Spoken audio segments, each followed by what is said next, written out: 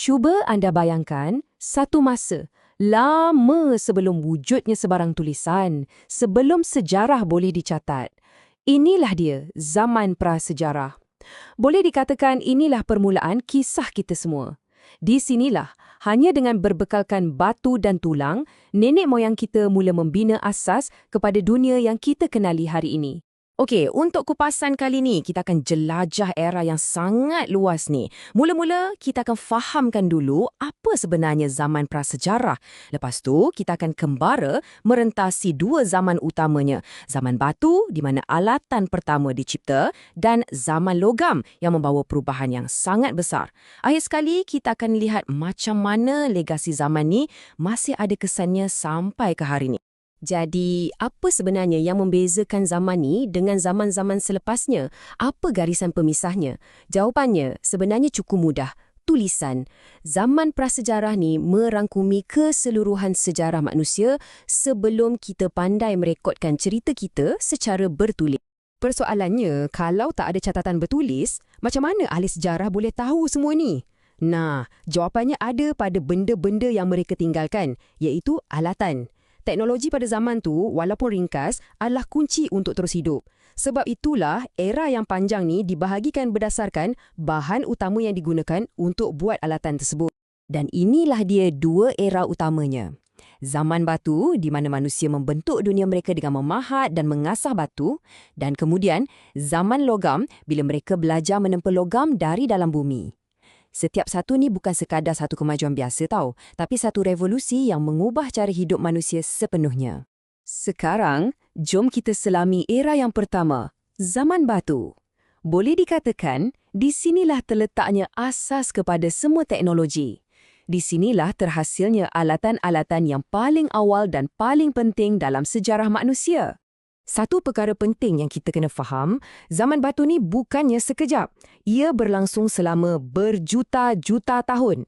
Jadi, ia bukannya satu era yang statik atau sama je sepanjang masa.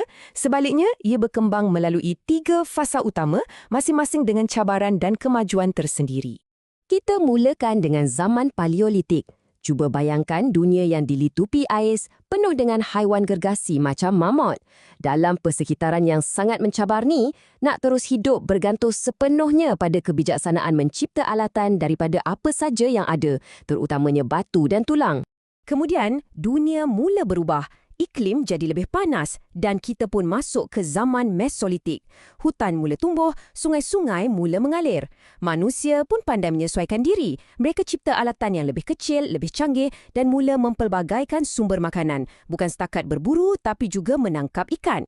Dan lepas tu, tibalah zaman Neolitik. Yang ini betul-betul satu revolusi. Ia mengubah segalanya. Manusia dah tak lagi cuma memburu dan mengumpul. Mereka dah mula bercucuk tanam, membuat tembikar untuk menyimpan hasil dan juga menternak haiwan. Dan ini membawa kepada perubahan terbesar. Mereka dah tak perlu lagi berpindah randah. Dari sinilah lahirnya perkampungan yang pertama. Okey, selepas berjuta-juta tahun manusia bergantung harap pada batu, satu penemuan yang luar biasa telah mengubah haluan sejarah manusia buat selama-lamanya. Dan inilah dia, penemuan logam. Bayangkan, kebolehan untuk ambil biji dari tanah, cairkannya dengan api dan bentuk menjadi alat.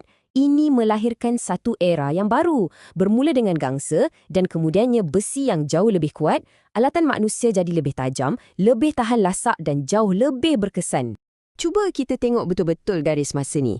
Perasan tak yang ada zaman-zaman yang bertindih antara satu sama lain? Ini satu peringatan penting. Sejarah ni tak berlaku dalam kotak-kotak yang kemas.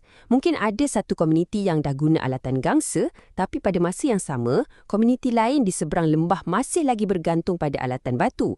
Perubahan ni ambil masa. Kesan penggunaan logam ni sangat mendalam.